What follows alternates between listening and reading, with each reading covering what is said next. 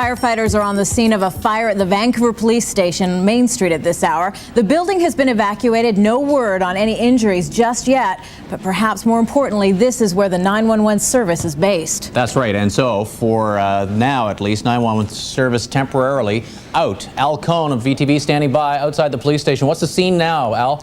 Well, it's quite calm right now, Paul. Actually, what happened a little earlier, about 60 911 employees were evacuated when the fire started in the wall between the main 911 offices and the police department. The fire department was on scene. They put a hook and ladder up the back of the building, and they evacuated some people out the back and out the front of the building. Right now, no word on injuries or anything like that, but right now the scene's pretty calm here. All right, and 911 service, is that still out of order at this point? Yeah, right at this point, it's not completely out of order. What the police are telling us is please do not call 911 unless it's an absolute emergency.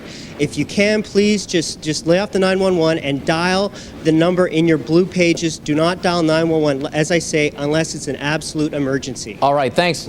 Al Coen outside the police station right now. We'll check in with Al again if it's warranted. But again, 911 service compromised at least at this point because of the situation down there. And as Al was saying, you can check the blue pages or just inside the front cover of the Metro Vancouver directory. You will find the non-emergency numbers for police, fire, and ambulance in your community. And in fact, at this point in the day, you might have better luck if you have.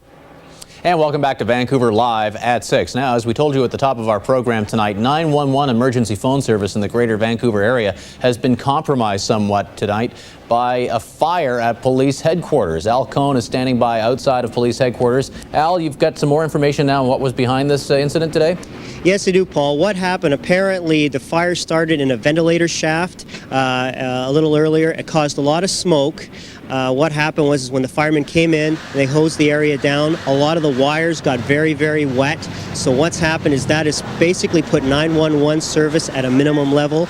Right now, there are only 3 operators in 911, and the police are still asking people not to phone into 911 unless it's an absolute emergency. At this point right now, fire crews have cleared the area, and it's all under control. The fire's out, and at this point, they believe it was started by a roofer. All right, thanks very much, Al. VTV's Al Coen outside police headquarters. So once again, if you have a telephone call that you have to make to emergency services and you're having problems with 911, you can refer to the front cover of your Greater Vancouver telephone directory, the white pages, and you'll find the non-emergency numbers for ambulance, police, and fire service in your locality.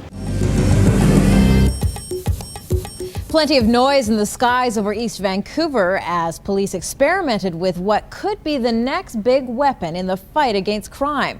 Videographer Alan Coen went along with police tonight as they took the new system for a test drive.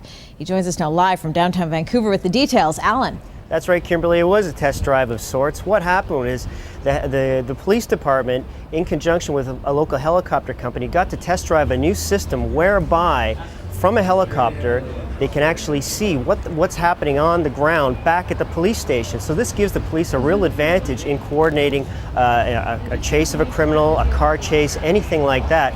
You can see some of the pictures right here. It's an incredible infrared picture that actually the bright little spots there, that's heat coming off the bodies. So obviously at night, this is going to give the police a huge advantage of fighting crime.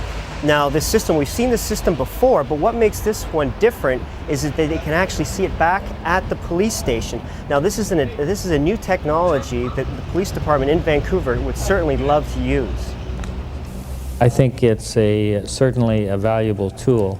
There are a great number of uses that we can use the technology for. Number one, this situation, tracking suspects on the ground at night. Number two is the car chase scenario where vehicles are being pursued. We can take over a pursuit and track a vehicle from the air, lessening the impact of vehicles going at a high rate of speed through the city. Now, Alan, this is a pretty interesting new tool. How close are police to actually putting these helicopters to use in a real-life situation? Well, not right away. The police department's going to have to look at a few ways of maybe structuring some corporate funding, kind of like a Crime Stoppers program, so to speak. We're not going to see this right away, but believe me, they would love to have this in the air very soon. Understandably. All right. Thank you very much, Alan. It's Alan Coen reporting live in Vancouver tonight.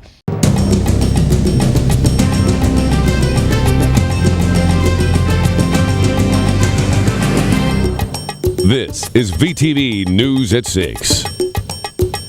Tonight, the final chapter in our series on the devastating floods of Venezuela. A Vancouver band was part of the relief effort to hand out backpacks full of donated clothing to needy villagers. Well, their job is done for now. But there is another Canadian whose work is far from over. Peter Granger reports.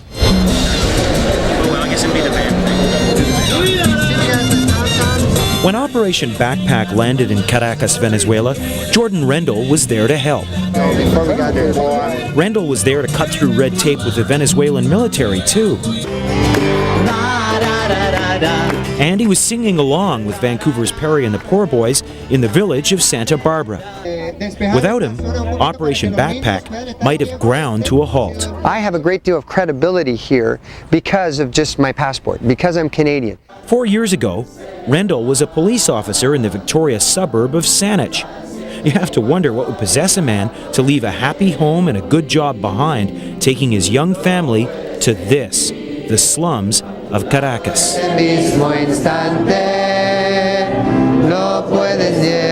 One of the clearest reasons for me is just the challenge that there is here to help young people. Of course, there's lots of work to do in Canada, lots of work to do in Victoria and Vancouver with young people, but there's a lot of people doing things there already. Quiero que piensen por un momentico sobre lo que van a estar haciendo mañana a las 11 de la mañana. Rendell is following in the footsteps of his parents, who were missionaries in Latin America before him. He's the only youth pastor in a country of 25 million, working for the international church group Youth for Christ. And one of the things that convinces me that I'm supposed to be here is that people are actually donating and giving in order for us to be here as a family. Rendell's mission began with a small group of once troubled teens. 4 years ago, many of them were involved in drugs, many of them were involved in heavy alcohol use, heavy partying, and now we believe God has changed their lives, and they've turned their lives around, and now they're committed to helping their peers.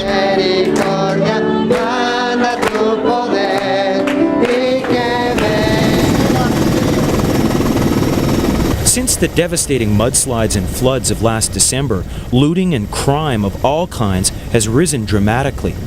The young pastor has faith that his Canadian police experience will be a big help. One of the things we're trained to do as police officers is to confront issues, to confront problems, and that's what I have to do here every day. I have to confront, sometimes I have to confront the culture, sometimes I have to confront the drug issue. There's a lot of things that I need to be in the face of, and if I'm not in the face of, I'm not actually dealing with it, and if you're not dealing with it, you're not resolving it. There's no way of telling how many people cling to life in these shacks in the hills above the city. The poverty breeds crime. On this morning, Rendell is on one of his regular runs. He stops at a grocery store for supplies. This is kind of an interesting place because we're in a barrio area, we're in a pretty rough area of the city, and so they actually serve you your groceries from behind bars. That's the way they do business. The pastor is heading into the outskirts of Caracas to distribute the food he's bought to an orphanage. Se rompa. Ah, mire, también una cosita, ¿le gusta bocadillo? Rendell always brings treats to Niños de la Luz, Children of the Light. It's an orphanage Rendell helped to open shortly after he arrived in Venezuela. ¿Tú quieres? Seguro. Seguro. Para muchachos. Acaban de desayunar. This is the first sense of family that most of these kids have ever had. Before this, they lived on the streets in constant fear for their lives. Not anymore. But it's more than a refuge. It's also a place of learning. They also take English classes out here. In Caracas, the refuge for Rendell is his home. His wife Marilyn teaches piano and helps her husband counseling troubled teens.